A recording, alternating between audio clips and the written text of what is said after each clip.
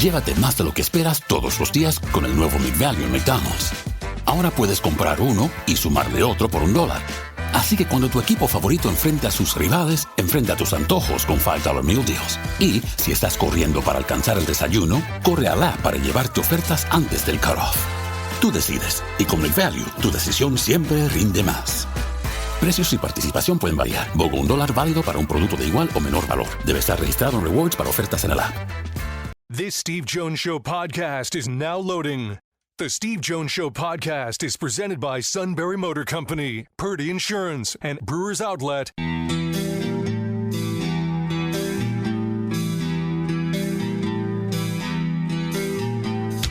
Bringing you an in-depth look at Penn State sports and more. This is the Steve Jones Show on News Radio 1070 WKOK. The Steve Jones Show is presented by Brewers Outlet, Sunbury Motor Company, and Purdy Insurance. Now, from the Sunbury Motor Studio, here's Steve Jones. And the opening half hour of the show being brought to you by our good friends at Brewers Outlet, Reagan Street in Sunbury, the beverage supermarket, imports, domestics, microbrews, the best selection of beer anywhere, wine coolers, water, soft drinks, snacks. They roast their peanuts fresh and hot every day. 6 great flavors of slushies and ready-to-drink cocktails. High Noon, Jack Daniels, Crown Royal, and the pickle bar led by the Barrels and the Dills, indeed second to none. Hey, what the heck? Stock up for the draft. Have a good time at Brewers Outlet, Reagan Street in Sunbury, the beverage supermarket. Joined now by the outstanding play-by-play voice of the Pittsburgh Steelers, Rob King. Rob, great to have you with us. There you go. There you go, Rob. My fault. Hi. I have to hit all the buttons here. And I just looked around and went, I didn't hit that button, did I? Well, it's good to be with you. I'm glad I don't have to hit any buttons because my ability to hit buttons disappeared a long time ago and everything went computer. Just so you know, I guessed. So good man. All right, well done. So the Steelers go out last night and they picked Derrick Harmon. Cam Hayward's on the back end of his career, one of the great players and people you'd ever want to be around. What was the thought process for the Steelers to get a guy like Harmon at this stage? Well, I think it was twofold.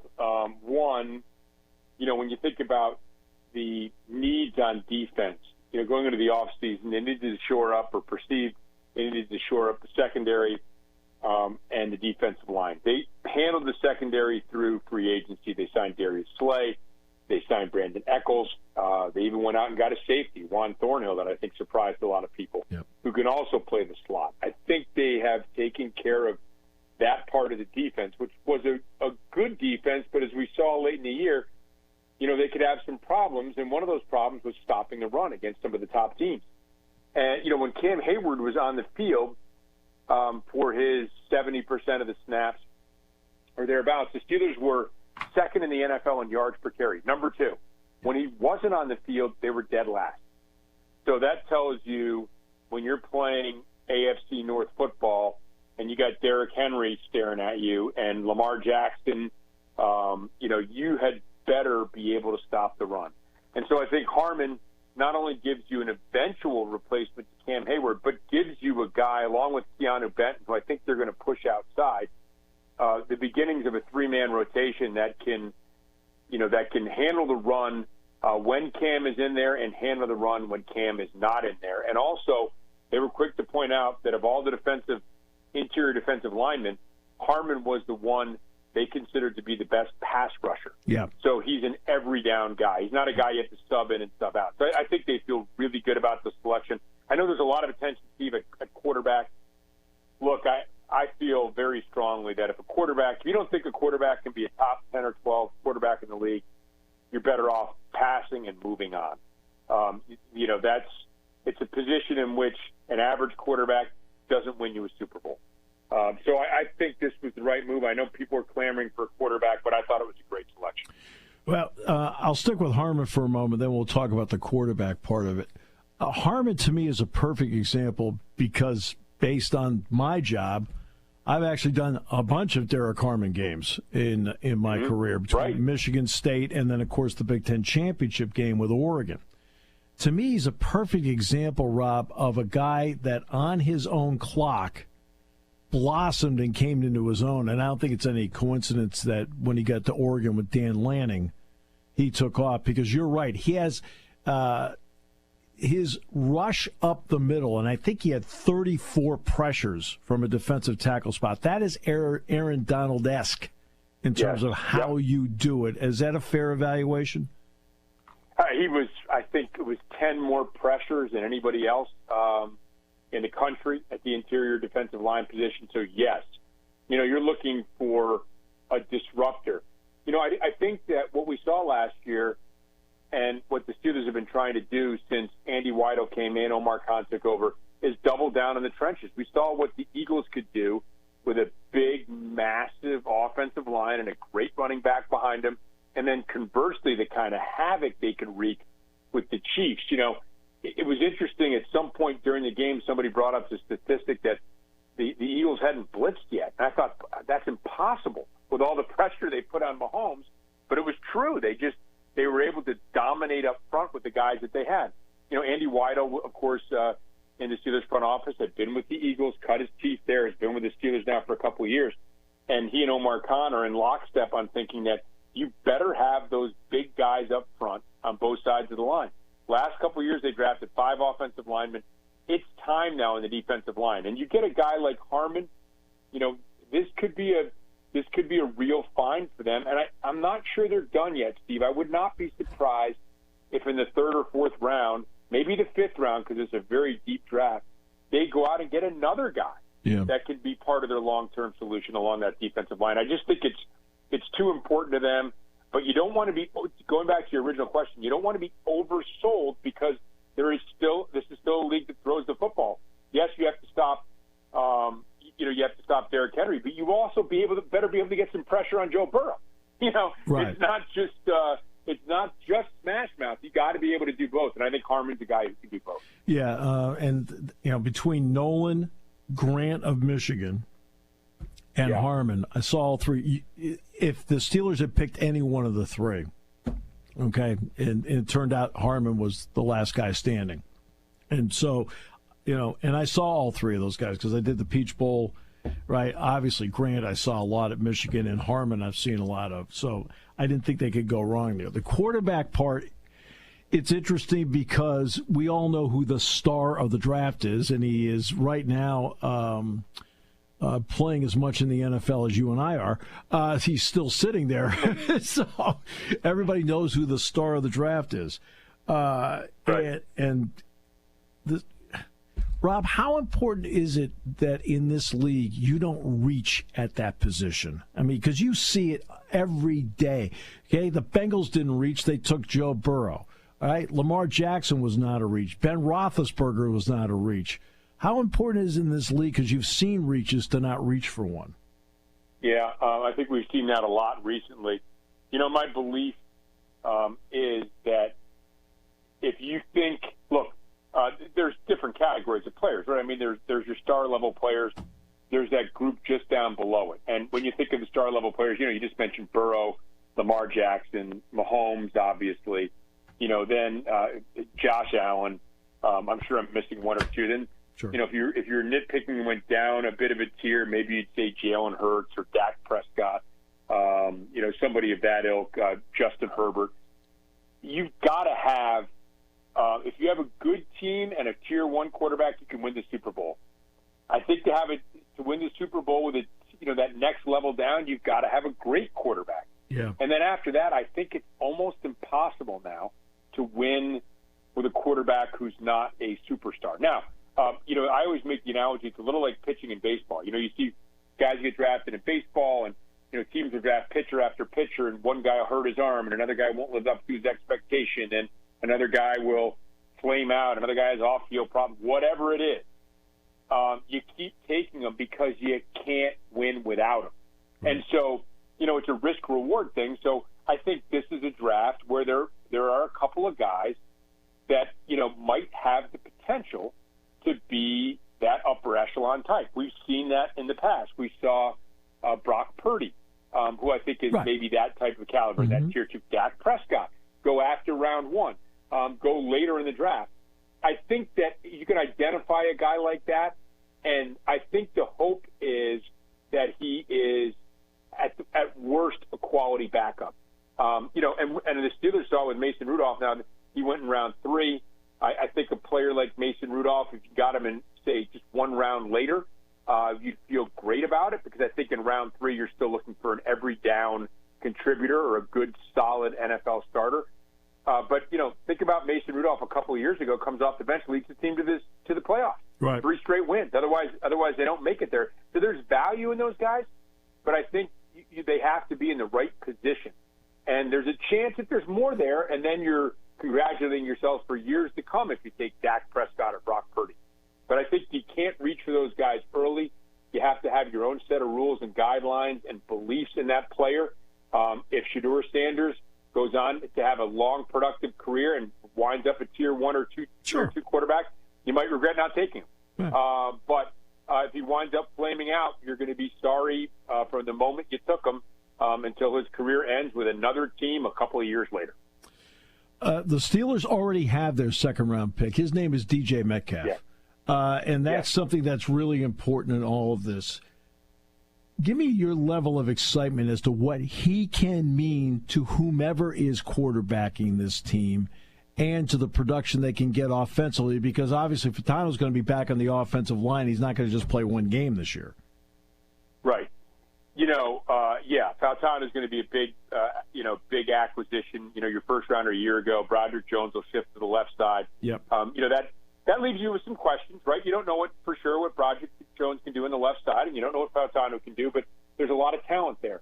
DK Metcalf, as you address the Steelers' needs last year and this year. Last year, they were out trying to get another receiver.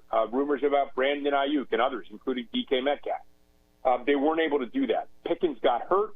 How much of that threw off the rhythm of the offense, and was it part of what they suffered down the stretch? I don't know. We'll never know the answer to that. But I do know they've been pursuing a guy like this, and now they've got one. And I don't think there's a receiver in the draft who has more upside than DK Metcalf. No. Now, it's not as simple as spending a number 2 for DK Metcalf. You're also paying him $30 million a year. I understand that. It's not right. They're not exactly equivalent. But this guy is going to give you a premier option, a premier game-breaking option. He's a willing blocker, which is important in Arthur Smith's offense. Yep. They needed to upgrade in this offseason. Running back, wide receiver, quarterback. They have massively upgraded at the wide receiver position, which, again, now, if you're an opposing defense and you've got Pickens and you've got Metcalf, how often are you moving down that next guy in the box to stop this Arthur Smith running game? Because if you go out and get a veteran quarterback or have a guy who can read that, you are asking for big trouble when you have Metcalf and Pickens on the outside. So I think it helps in myriad ways. They need more playmakers. They've expressed the need of getting more speed and more game breakers on offense. Well, DK Metcalf is that. Fast, game breaker, a good fit as far as his willingness to block, a guy that's going to help lessen the load for the running game. It's a big, big acquisition for the Steelers. And by the way, a guy that Jack Ham and I talked to a couple of weeks ago that's excited about the Arthur Smith offense and the acquisition of Metcalf was Patrick Freiermuth. So, because he was at practice a couple of weeks ago, and he was thrilled with how all that played out. Round 3 comes up. You said the Steelers aren't going to be done on defense. So where do you see them? Because the Steelers have been, over the years, a reputation of being really productive in these rounds that are coming up. Where do you see some of the areas that they could be looking? I think because the draft is so deep at the defensive line position, I think they'll go get another one. Right? There are some guys that, a lot of teams don't want that nose tackle type still. There's a lot of teams that play 3-4.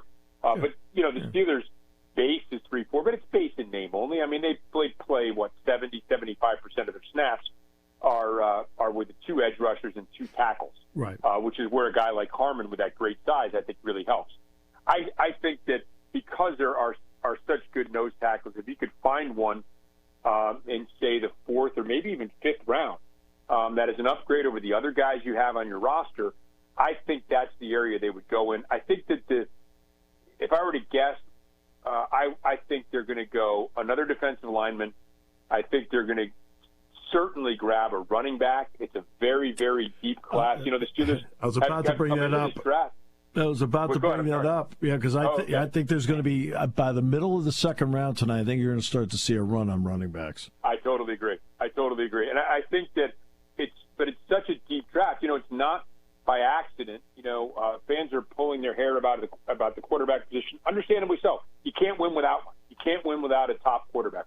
I think we've laid out that point. Yeah. But they're going into a draft that's really, really rich in two positions, which just happen to be, or maybe planning-wise, is where the Steelers most need help. And so I expect them to draft a running back. I expect them to dip into that deep defensive tackle draft again, grab another one of those. Yep. And then they may take a quarterback. I wouldn't be surprised if they took a guy, and again, everything's cost analysis. Is that guy there in the 3rd round, the 4th round, the 5th round? I think those 3 rounds will be running back, defensive tackle, quarterback in some order. And then I think they have the luxury of, in round 6 and 7, is there a guy that you really like? Do you use some of your draft picks from next year to move up and take a guy? Mm-hmm. Is there an offensive lineman, for example, as they continue to build through the trenches that you think, wow, we had a 3rd-round grade on this guy. Maybe we trade up and get him, or maybe he's still there for you in the 6th round or what have you. So I think they're going to have the capacity to have a couple of quote-unquote luxury picks because, their needs, in my opinion, aren't that great right now anymore. I mean, once you grab another defensive lineman and a running back, yes, again, it would still circle back to the quarterback, but it's not like they're going into the draft thinking, boy, we have to have an edge and we have to have a corner and we need a safety and we can use a receiver and we need a guard. Their needs are small, and I think they're well defined, and I think that that's going to benefit them. And I think that they've done a great job with that going back to Kevin Colbert many years ago of not feeling like you absolutely have to take a position in the draft, which gives you the flexibility to draft a good player regardless of position as you get into these middle and later rounds. And I'll say this, on paper, and it's only on paper, next year might be a deeper quarterback draft, and the Steelers might have the capital next year in bridging this year to then maybe cobble something together where they can strike some gold next year at quarterback. Yeah, I agree, and I do think you're right, and I think that, some of these teams that are rebuilding, if you've taken a quarterback within the last couple of years and you're a team that still hasn't turned the corner, whether that team is Chicago or Carolina or Atlanta, for instance, and you haven't quite gotten there, you're still floundering a little bit, are you really going to pull the plug on a guy you just took a couple of years ago in the first round? Right. Or are you going to be amenable to a trade? Right. And the Steelers hopefully will go out, get an Aaron Rodgers or Kirk Cousins, get themselves back into the playoffs, maybe win a couple rounds. I was on the radio with Matt Williamson last night, who does a phenomenal job for people that cover the NFL draft. Check him out, Matt Williamson. Worked for ESPN, worked in the Browns front office for a year. I just so well informed. He was talking about how the Chiefs, I think they had a Alex Smith. They went on a deep playoff run, and the next year they were able to trade up to whatever it was, 10 or 11, and get Patrick Mahomes. Yeah. So you can trade up. It might cost you more than you're comfortable to paying, but when it comes to getting that franchise quarterback, if you think that's the guy, and you built the kind of team that I think the Steelers are building around that player, that sounds like a pretty good scenario to me to move up next year when you've got 5 or 6 guys. It may be a quarterback draft like last year, in which you have 5 or 6 guys that are worthy of going in the top, 12 or 15 picks. Rob, always a pleasure. I can't thank you enough for the time you gave us today. Steve, always a pleasure, my friend. Rob King, the outstanding play-by-play voice of the Pittsburgh Steelers. We will come back with more in a moment on News Radio 1070 WKOK, brought to you by Brewers Outlet. Thinking about a new Hyundai? Here's the scoop. You're in the sweet spot with Sunbury Motors Hyundai. They have over 100 new Hyundais available that will not be affected by any increased pricing. In fact, hurry in now and save as much as $6,400 or 2.99% APR for 60 months on 2024 Hyundai Santa Cruz models. And they have plenty. SMC has 40 2025 Hyundai Tucsons available starting under $30,000 with savings up to $3,700 or 3.99% APR for 72 months. There's also 14 2024 Hyundai Elantras in stock starting at under $24,000. No matter what you may hear, if you want to have a fun day, you have to drive a Hyundai. All new Hyundais come with Hyundai Assurance and America's best warranty, 10 years, 100,000-mile powertrain warranty. See for yourself why we say together we can be alive in 2025 at Sunbury Motors Hyundai in the North 4th Street Auto Plaza, Sunbury. Sun Orthopedics is now WellSpan Orthopedics. It may be a new name, but it's the same great team you've trusted for generations. Orthopedic experts in joint care with a focus on high-quality, safe surgical outcomes for you and your loved ones. In fact, WellSpan Evangelical Community Hospital is the only hospital in Pennsylvania to be named a DNV Orthopedic Center of Excellence. And even better news, they take all major insurances, including GHP. Learn more at evanhospital.com/ortho. Whether you're opening your first account or want to start saving for the future, Nori Bank's checking and savings accounts are designed with you in mind. We make banking easy and convenient, and you can open a new account online from the comfort of your own home. Stop by any Nori Bank branch or visit us online at noribank.com and experience banking as it should be.